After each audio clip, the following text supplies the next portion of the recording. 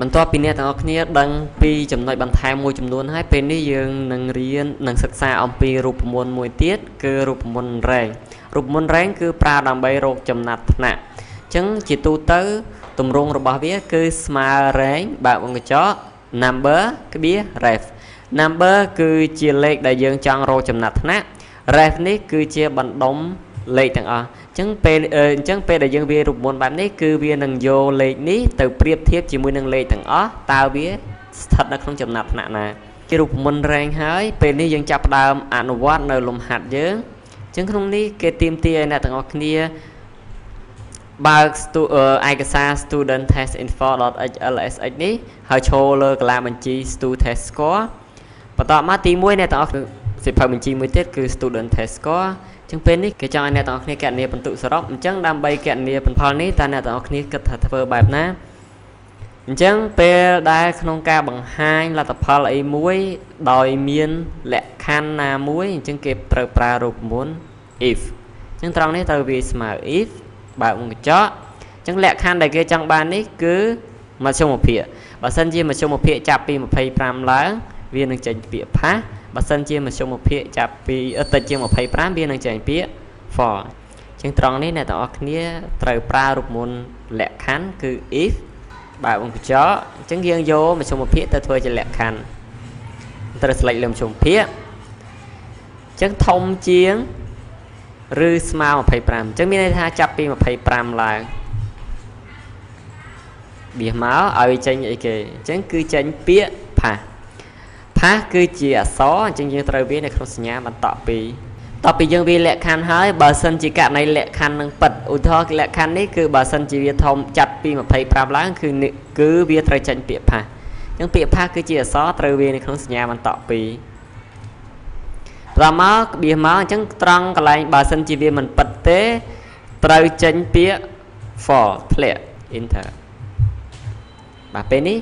32ក្បៀសគឺមានន័យថាជាប់អញ្ចឹងអ្នកនរគ្នាអាចប្រើវិធីបំពេញស្វ័យប្រវត្តិមកបាទអញ្ចឹង22ក្បៀសគឺធ្លាក់បន្តមកទៀតដឹងនិទេសបានដោយផ្អែកលើមធ្យមភាគអញ្ចឹងយើងដាក់លក្ខខណ្ឌមកតាមដែលគេប្រាប់ហ្នឹងយើងប្រាក់អ៊ីអញ្ចឹងយកមធ្យមភាគទៅធ្វើអញ្ចឹងបើគេប្រាប់ថាបើសិនជាមធ្យមភាគតូចជាង25អញ្ចឹងបើសិនជាពិតវានឹងចេញនិទេស F អក្សរ F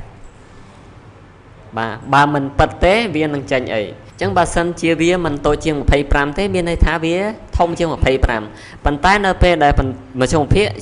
ធំជាង25ហ្នឹងមានលក្ខខណ្ឌផ្សេងទៀតអញ្ចឹងត្រង់ករណីមិនពិតនេះអ្នកទាំងអស់គ្នាត្រូវដាក់លក្ខខណ្ឌបន្ថែមកន្លែងនេះ if អញ្ចឹងបន្ទាប់ពីតូចជាង25ហើយនៅមានលក្ខខណ្ឌផ្សេងទៀតអញ្ចឹងពេលដែលមធ្យមភាគតូចជាង30បាទបើពិតវានឹងបង្ហាញលទ្ធផលអីតូចជាង40គឺនិទេស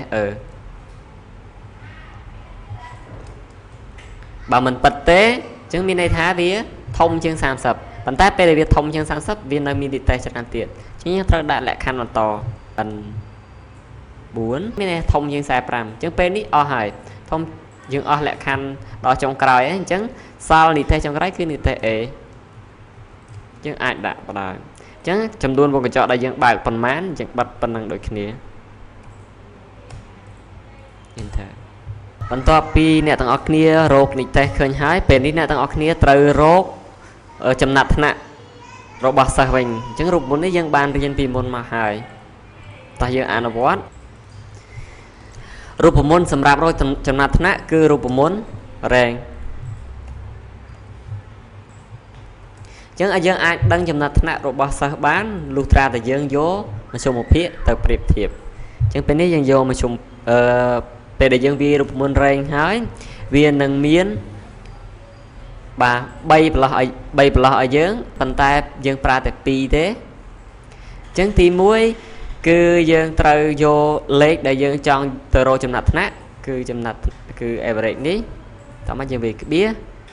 reference នេះគឺយកបណ្ដុំលេខទាំងអស់ដើម្បីយកមកចាប់ថ្នាក់ជាមួយនឹង number ដែលយើង select អញ្ចឹងយើងត្រូវវាយស្មើ range បើបង្កញ្ចក់កន្លែង number យើងត្រូវ select លេខដែលយើងចង់រកចំណាត់ថ្នាក់បន្តមកក្បៀស ref នេះគឺយើងយកបណ្ដុំ cell ទាំងអស់ដើម្បីទៅចាប់ថ្នាក់ឲ្យ number chẳng bạn đom xe thằng ó pi n 4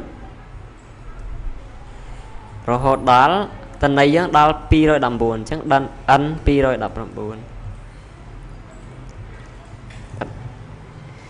về đây nè tao kia rô chấm nát nè để tao kia trời vô average ni muối từ priệp thiệp cho muối năng average thằng a chẳngรูปมนต์ average នេះគឺកន្លែងខាងក្រោយនេះត្រូវប្រើរហូតត្រូវឲ្យវានឹងរហូតអញ្ចឹងដោយសាររូបមន្តខាងក្រោយនេះអ្នកទាំងអស់គ្នាប្រើរូបមន្តរែងដូចគ្នាអញ្ចឹងអ្នកទាំងអស់គ្នានឹងប្រើវិធីអូសដោយស្វ័យប្រវត្តិអញ្ចឹងដើម្បីកុំឲ្យតន័យខាងក្រោយនេះប្រែប្រួលអ្នកទាំងអស់គ្នាត្រូវដាក់សញ្ញាដុល្លារ